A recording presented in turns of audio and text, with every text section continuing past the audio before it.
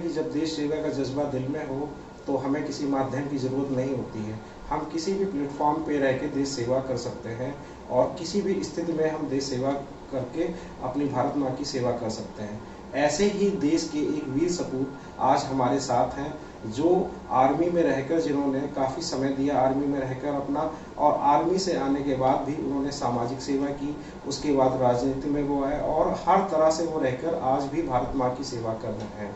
तो आज हमारे चैनल पे स्वागत है शेरे अवध मेजर आशीष चतुर्वेदी जी का। आपका बहुत बहुत स्वागत है आधुनिक दौर के। तो मेजर साहब, सबसे पहला मेरा सवाल, आप किस उम्र से आर्मी में आने के लिए मोटिवेट हुए और कैसे भर्ती हुए और कैसे आपने वहां आर्मी में रहकर भारत माँ की सेवा की, ये हमारे दर्शकों को बताएं। देखिए, मैं अपने परिवार से सेना में तीसरी पीढ़ी हूँ। जब मैं छोटा था तो अपने फादर को अक्सर यूनिफॉर्म पहने देखा करता था, और उसी दौरान कई बार ऐसा होता था कि अपने फादर की यूनिफॉर्म जो है, जब वो नहीं होते थे तो शीशे के सामने पहन के खड़ा हो जाया करता था। तो तब से एक चाह थी कि जब मैं बड़ा हूँ तो किसी दिन मैं ये यूनिफॉर्म ज़रूर धारण करूँ। और उसी सिलसिले में जैसे जैसे आगे बढ़ता गया, उम्र होती गई, तो मैंने यूपीएससी क्लियर किया और ऑफिसर्स ट्रेनिंग एकेडमी से जो मेरे फादर की रेजिमेंट थी गोरखाज, उसी में कमीशन लिया और वहीं से एक नए दौर की शुरुआत। कहा जाता है गोरखा रेजिमेंट में आपने रहकर बहुत अच्छे से देश सेवा की और आपने बहुत जल्दी ही आर्मी की नौकरी छोड़ के समाज सेवा में लग गए। इसके पीछे क्या कारण था मेजर साहब? देखिए, कई बार हम लोग एक लक्ष्य बना करके चलते हैं कि ज़िंदगी में हमें क्या हासिल करना है। जब मैं सेना में था तो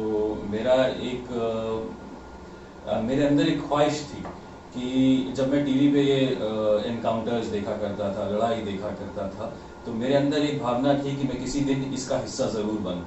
और मुझे ये अवसर कई बार प्राप्त हुआ, बहुत से एनकाउंटर्स हुए मेरे, और उन्हीं इनकाउंटर्स में कई जो आतंकवादी हैं उनको मैंने मार भी गिराया। और उसी एक बड़े इनकाउंटर में जिसमें मैंने 6 आतंकवादी मारे थे लश्कर-ए-तौयबा के, तत्पश्चात उन्होंने मेरे ऊपर जो है लश्कर-ए-तौयबा ने फतवा जारी कर दिया। और उसके कुछ 2 साल बाद जो है, फिर मुझे लगा कि अब मुझे जीवन में जो मैंने यहाँ करना था वो मैंने कर लिया है, अब मुझे कुछ और भी करना है। तो इसलिए मैंने जो है सेना से जो है अपना जो सफ़र था वहाँ का, उसे विराम दिया और एक नई शुरुआत नई जगह पे मैंने की। देखा, जैसा कि आपने कहा कि उतने ही कम समय में आपने काफ़ी आतंकवादियों को मार गिराया और लश्कर-ए-तैयबा जैसे बड़े संगठन अगर आपको नोटिस कर रहे हैं, इसका मतलब आपने उनका काफ़ी नुकसान किया। सेना से आने के बाद आपने बहुत ही सामाजिक कार्य किए, भूतपूर्व सैनिकों के लिए आपने बहुत काम किए और उसके साथ साथ बहुत से सामाजिक कार्य किए, लोगों की मदद की बहुत सारी। फिर आपको एक बहुत ही अच्छा सम्मान मिला शेरे अवध करके। शेरे अवध सम्मान कैसे मिला और आपने कैसे भूतपूर्व सैनिकों की मदद की, ये जरा हमारे दर्शकों को बताइए। शेरे अवध जो खिताब है वो मुझे एक दिल्ली की एनजीओ है बेटिया फाउंडेशन, उन्होंने देश की तरफ से दिया था।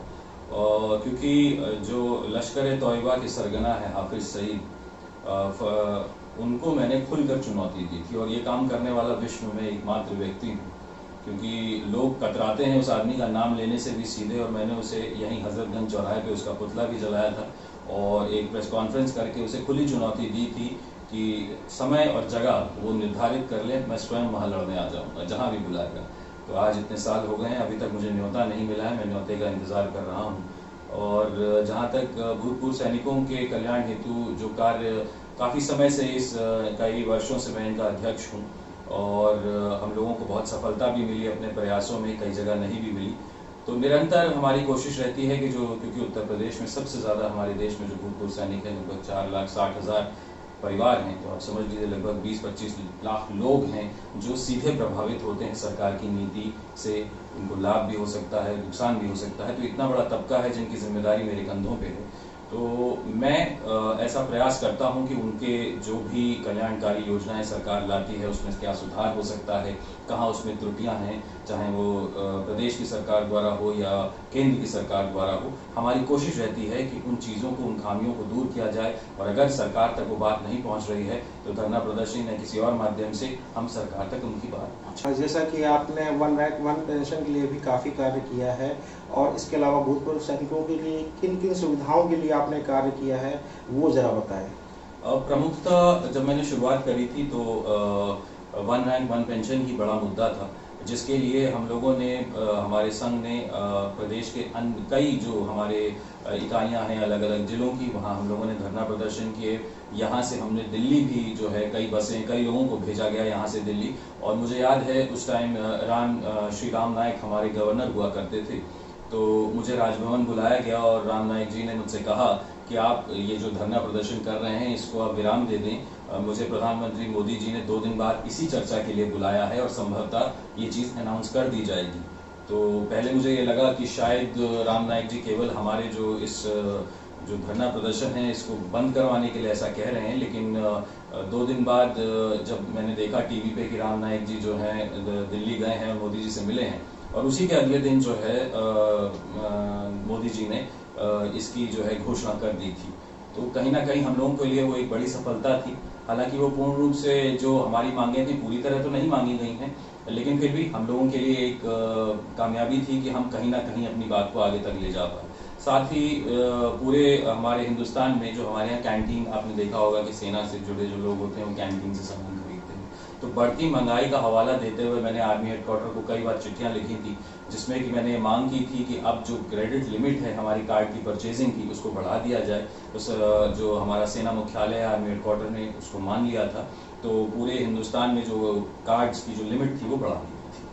इसके अलावा सामाजिक कार्यों और इनको देखते हुए हमारे उत्तर प्रदेश की सबसे बड़ी राजनीतिक पार्टी ने इनके मुखिया की नज़रों में आए मेजर साहब, और यहीं से इनका टर्न हुआ राजनीति की तरफ से। तो राजनीतिकरण में आप एक सेना से थे और धीरे धीरे आप सामाजिक पूरे दायित्व को निभाते हुए राजनीति की तरफ कैसे बढ़े वो बताएं। देखिए, मैंने सेना छोड़ी और भूतपूर्व सैनिक संघ का अध्यक्ष बना कुछ वर्षों बाद, उससे साथ साथ ही मैं कई सामाजिक संगठनों से भी जुड़ा हुआ था, जिसमें प्रमुखतः इंडियन रोटी बैंक है जिसका मैं संरक्षक हूँ, सनातन महासभा है जिसका मैं संरक्षक हूँ। मेरे इन्हीं कार्यों को देखते हुए कहीं ना कहीं अखिलेश जी को ऐसा महसूस हुआ कि जब उपचुनाव हुआ कैंट विधानसभा क्षेत्र लखनऊ में, तो उन्होंने एक बार मुझसे वो हेलीकॉप्टर में अपने साथ ले गए थे। तब मैं राजनीति में नहीं था, केवल मुझे रैली में दिखाने के लिए कि कैसी रैली होती है मुझसे उन्होंने कहा था कि चलिए। तो ऐसे ही नेताजी ने उनसे पूछा क्या इनको जो है मेजर साहब को टिकट दे रहे हो? तो अखिलेश ने कहा कि हाँ, मैं इनको कैंट से जो है समाजवादी पार्टी की तरफ से प्रत्याशी बनाऊंगा। उस टाइम भी हम लोगों को तब तक उपचुनाव की घोषणा नहीं हुई थी। मुझे लगा था 2022 में चुनाव होगा तो धीरे धीरे पार्टी ज्वाइन कर लेंगे, धीरे धीरे होगा। फिर अचानक ही रीटा बहुगुणा जी जो है वो MP हो गई थी और उन्होंने ये सीट खाली कर दी थी और बहुत जल्द ही जो है चुनाव आयोग ने इसकी डेट दे दी थी। तो एकदम अचानक से मेरे को राजनीतिक तजुर्बा भी नहीं था, राजनीति का भी नहीं था, चुनाव लड़ने का तो दूर दूर तक कुछ भी नहीं था। बहुत सी चीज़ें जो हैं अचानक ही सामने आई, मुझे प्रत्याशी बनाया गया और अचानक ही मैं एक सैनिक से, पूर्व सैनिक से एक नेता के रूप में लोगों के समक्ष था। सेना से आए और सामाजिक कार्य किए, इसके बाद सीधे राजनीति में उतरे और राजनीति में उतरने के बाद कैंट विधानसभा से चुनाव लड़े और चुनाव में इन्होंने भारी वोट पाए और सेकंड विनर रहे। एक ऐसा चेहरा जो लोगों की नज़र में नहीं था, इसके बावजूद इन्होंने अपने दम पर और पार्टी के सहयोग से सेकंड विनर रहे। इसके बाद पार्टी में आए और पूरी तरह से पार्टी में कार्यकर्ताओं के चहेते बन गए हैं। आज मेजर साहब कहीं भी जाते हैं तो सैकड़ों कार्यकर्ता उनका सरगर्मी से स्वागत करते हैं। इसके साथ मेजर साहब, आपकी पार्टी की तरफ से सवाल है। आप सपा के अब नेता बन गए हैं, चूंकि एक मेजर से और सपा नेता तक बनने का सफर आपका बहुत ही अच्छा रहा। कैसा, मतलब जो आप भाजपा से जो महंगाई बढ़ रही दिनों दिन, गैस सिलेंडर के दाम दिनों दिन बढ़ रहे हैं और दिनों दिन रात में गैस सिलेंडर के दाम बढ़ा रहे हैं, रातों रात पेट्रोल के दाम बढ़ते जा रहे हैं। आम जनता त्राही कर रही है कि पेट्रोल और गैस सिलेंडर जो है ये आम जनता से जुड़े हैं और इन पे आपकी पार्टी है, आप क्या कहना चाहेंगे जो सरकार की ये महंगाई दिनों दिन बढ़ती चली जा रही है? देखिए, मैं सरकार से ये कहना चाहूँगा कि सरकार जो काम कर रही है उस पर पुनः विचार करे, क्योंकि केवल कुछ लाभार्थियों को ही फायदा पहुँचे देश में, ये किसी भी जरिए से देखा जाए तो ये ठीक नहीं है। आज देश में बहुत आश्चर्य होता है कि पाकिस्तान, बांग्लादेश, नेपाल, श्रीलंका जैसे जो हमारे छोटे देश हैं, हमसे बहुत छोटे हैं हर मायने में, और उनके यहाँ जो है पेट्रोल डीजल हमसे सस्ता है और हमारे यहाँ महंगा है। तो कहीं ना कहीं सरकार को और हर एक उस व्यक्ति को, आप किसी भी पार्टी का आंख बंद करके ना समर्थन करें, ना उसका आंख बंद करके विरोध करें। जब तक एक जागरूक नागरिक हम नहीं बनेंगे, इस तरीके की चीजें हमको एक देशवासी के तौर पे, हम किसी भी राजनीतिक दल पे हों, ये चीजें झेलनी पड़ेंगी। तो अगर हम इस तरीके से सोचें कि हम अगर किसी पार्टी का समर्थन भी करते हैं तो कहीं ना कहीं सोशल मीडिया पे या चर्चाओं पे ये ना सोचें कि अगर हम किसी पार्टी के खिलाफ बोल रहे हैं तो हम उसके बहुत विरोधी हो गए। क्या घर में अगर बाप अपने बेटे को सही करता है, कोई गलत काम करता है, उसे डांटता है, उसे सही करता है, तो उसका विरोधी नहीं हो जाता। उसी तरीके से जो हमारे देश के नागरिक हैं, आप किसी भी पार्टी के सपोर्टर हो, यदि आप अपनी किसी पार्टी की बात से असहमत हैं तो आप निश्चित रूप से उसको बताएं, पार्टी को बताएं कि ये चीज जनहित में नहीं है, इसका सुधार किया जाए। आज महंगाई इतनी ज्यादा है और खासतौर पे डीजल पेट्रोल जब इतना महंगा होता है, क्योंकि डीजल पेट्रोल के दाम बढ़ने से हर चीज के दाम बढ़ जाते हैं, क्योंकि ट्रांसपोर्टेशन कॉस्ट जो है अल्टीमेटली हर चीज की बढ़ जाती है। तो उसका खामियाजा जो है देश वैसे ही उठा रहा है। नोटबंदी के बाद हमारी अर्थव्यवस्था पे बहुत बड़ा असर पड़ा था, क्योंकि हमारे यहाँ कैश प्रचलित ही इकोनॉमी थी। बहुत सारा जो हमारे यहाँ काम है छोटे स्तर पे वो कैश पे ही होता था, तो उस पर रुकाव आया। उसके बाद फिर जीएसटी आई तो व्यापारियों को कई दिक्कतों का सामना करना पड़ा। उसके बाद जो है कोविड आ गया तो पूरी दुनिया पे ही उसका असर आ गया। तो सारा मिला जुला के असर जो है वो अंत में सरकार पे उतना नहीं आता है, क्योंकि सरकार तो टैक्स के माध्यम से अपनी कमाई पूरी कर लेती है, लेकिन जो एक नागरिक है इस देश का, इसका खामियाजा वो नागरिक ही उठा रहे हैं। कि चाहे देश की मंदी हो, आर्थिक मंदी हो, किसी भी प्रकार की मंदी हो, आखिरी में वो टैक्स के रूप पे जो भार आता है वो एक आम नागरिक, उसके परिवार को ही उठाना पड़ता है। 2022 इलेक्शन होने वाले हैं उत्तर प्रदेश में, सपा अपने आप को कहां पाती है 2022 के इलेक्शन में? जितना अभी जो दिखाई दे रहा है, मुझे लगता है कि समाजवादी पार्टी निश्चित रूप से सरकार में आएगी, क्योंकि कहीं ना कहीं अब लोगों को ये लगने लगा है कि अखिलेश जी द्वारा जो किए गए काम थे वो बहुत अच्छे थे, बहुत काम हुए। हाँ, ये बात जरूर है कि कुछ कमियां हमारी रह गई। कुछ कमियों में ये भी कमी रह गई कि वो काम लोगों तक पहुंच नहीं पाया। आज अगर आप सोशल मीडिया पे भी लोगों को अगर देखें, जैसे मैं लखनऊ में भी देखता था कि लोग अक्सर फोटो खिंचा के डाल रहे हैं। अभी यहाँ पे अवध शिल्पग्राम पे जो है काफी टाइम से मेला लगा हुआ था, तो लोगों को ये पता ही नहीं होगा कि वो अवध शिल्पग्राम जो है अखिलेश यादव जी की ही देन है। बहुत से लोग जो है लखनऊ में बने एक नए मॉल में जाते हैं और उस मॉल की पिक्चर्स डालते हैं, लेकिन मैं समझता हूँ उन लोगों को भी नहीं पता होगा कि वो मॉल जो है वो भी अखिलेश यादव जी की ही देन है। और उस मॉल पे खड़े होकर अगर आप 360 डिग्री में देखेंगे तो सामने जो बना हुआ नया सिग्नेचर बिल्डिंग ऑफिस जो पुलिस का मुख्यालय है वो है, उसके दाहिनी तरफ जो है आपका इंटरनेशनल स्टेडियम है, जिसका नाम जो है भारतीय जनता पार्टी ने थोड़ा सा बदल दिया है।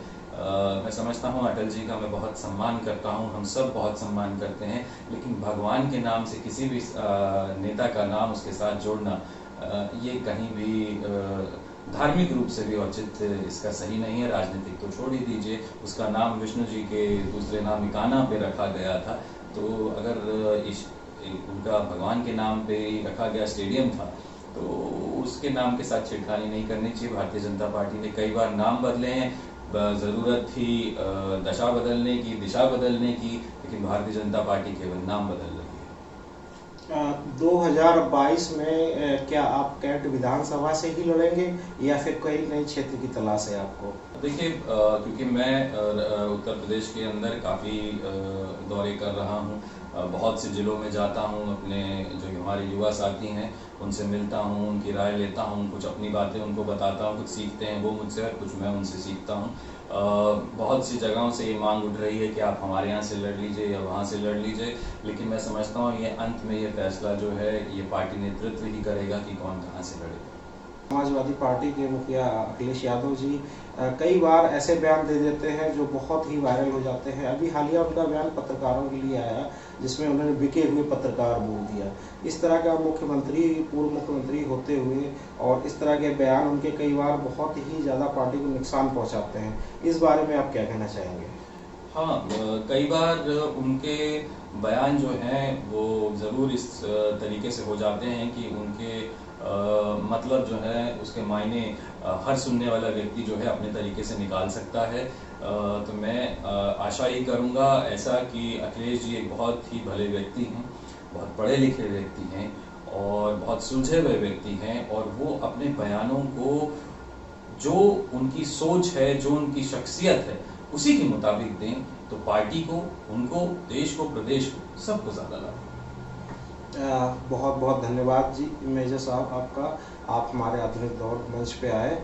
और जैसा कि आपने देखा दर्शकों की एक आर्मी से किया गया सफ़र और आज एक राजनीतिक में, लेकिन हर जगह हर मकाम पे बस एक ही दिल में जज्बा कि देश सेवा, चाहे वो आर्मी में रहे हो, आतंकवादियों से मुकाबला हो, चाहे वो समाज में रहकर गरीबों से लेकर और ज़रूरतमंदों की मदद हो, चाहे वो पार्टी ज्वाइन करने के बाद, राजनीति में आने के बाद किसी भी तरीके से है, लेकिन दिल में जज्बा एक ही है, देश सेवा। और ऐसी ही देश सेवा को हम सलाम करते हैं, हमारा आधुनिक दौर मंच ऐसे लोगों को सलाम करता है। बहुत बहुत धन्यवाद। बहुत बहुत धन्यवाद आपका मुकेश जी और आपके आधुनिक दौर का, जिसने मुझे ये अवसर दिया।